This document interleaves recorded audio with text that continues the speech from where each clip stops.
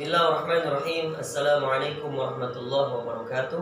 Alhamdulillah wassalatu wassalamu ala Rasulillah wa ala alihi wa sahbihi wa mawala amma ba'du. Puji syukur pada pagi hari ini kita panjatkan kepada Allah.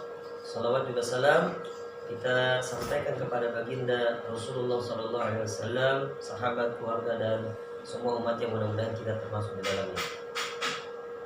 Anak-anakku sekalian yang dimuliakan Allah, pada hari ini pembelajaran kita lanjutkan untuk kelas 3. Materinya tentang surah An-Nasr ayat 1 sampai ayat 3. Nanti kita akan mempelajari surah An-Nasr ini, asbabun nuzulnya seperti apa, kemudian kandungan maknanya ayat 1 sampai ayat 3 seperti apa. Kita bahas satu persatu.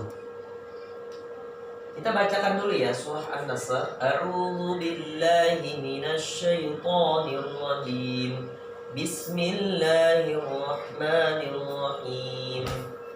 Idza jaa nasrullahi wal fath wa ra'aitan nasa yadkhuluna fi dinillahi afwaja fasabbih bihamdi rabbika wastaghfirhu innahu kana tawwaba. Di sini ada mat wajib muttasil bersambung mat ini, maka dibacanya lebih panjang daripada mat tabi'i. Urutan surat An-Nasr adalah surat yang ke-110 dalam Al-Qur'an. Ingat anak-anak, surat yang ke-110 dalam Al-Quran. Golongan surat ini terdiri dari 3 ayat dan merupakan surat Madaniyah. Ingat, bukan surat Makkiyah. Meskipun ayat ini pendek sampai cuma 3 ayat, tetapi surat ini dinamakan atau digolongkan menjadi surat Madaniyah. Mengapa? Meskipun turunnya tidak di kota Madinah, sebab penggolongan surat Makkiyah ini atau surat Madaniyah bukanlah berdasarkan tempat turunnya, tetapi berdasarkan waktu turunnya. Surat yang turun sebelum hijrah ke Madinah digolongkan sebagai surat Makkiyah. Surat yang turunnya sebelum Rasulullah hijrah itu disebut dengan surat Makkiyah. Tetapi sedangkan surat yang turun sesudah hijrah itu dinamakan surah Madaniyah. Surah An-Nasr ini turunnya setelah Rasulullah SAW hijrah pulang dari Madinah, kemudian menjelang wafatnya Rasulullah, surah ini turun.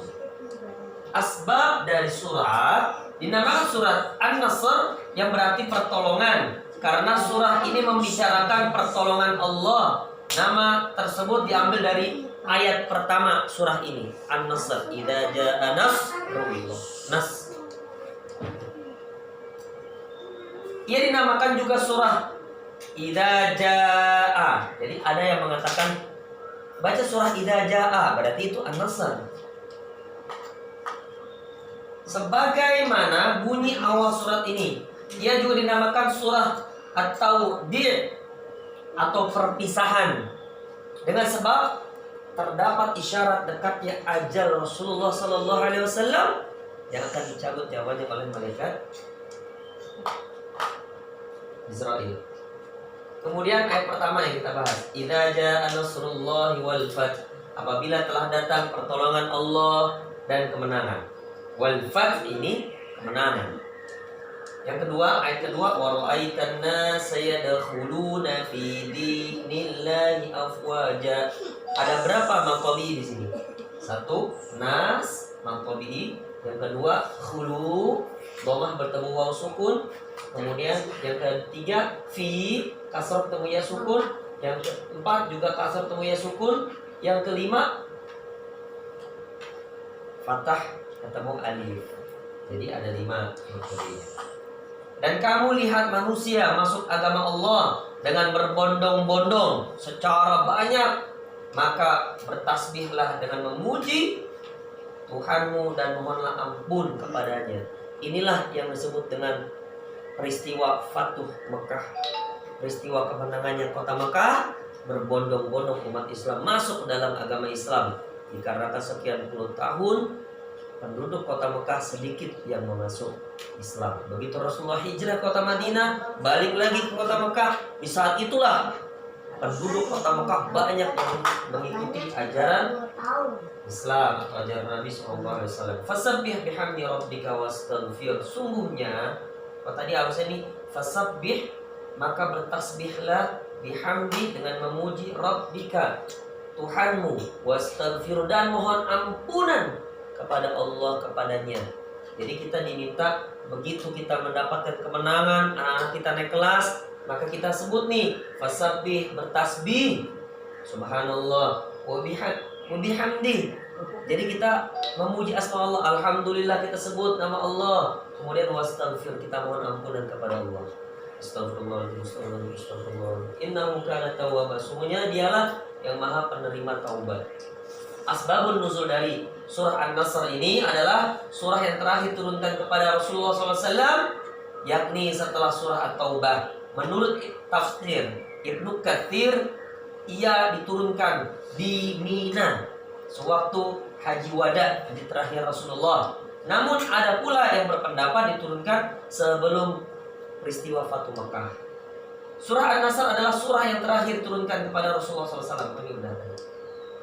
Kemudian yang berikutnya, asbabun nuzul surah An-Nasr terkait dengan dua hal. Yang pertama adalah ia mengabarkan kemenangan dan masuk Islamnya orang-orang Arab secara berbondong-bondong. Kedua, mengisyaratkan telah dekatnya ajal Nabi kita tercinta, yaitu Nabi Muhammad SAW.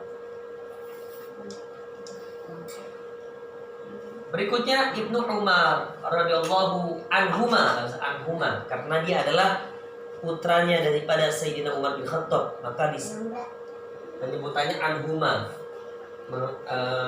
Masuk juga Umar bin Khattab radhiyallahu anhu ayahnya.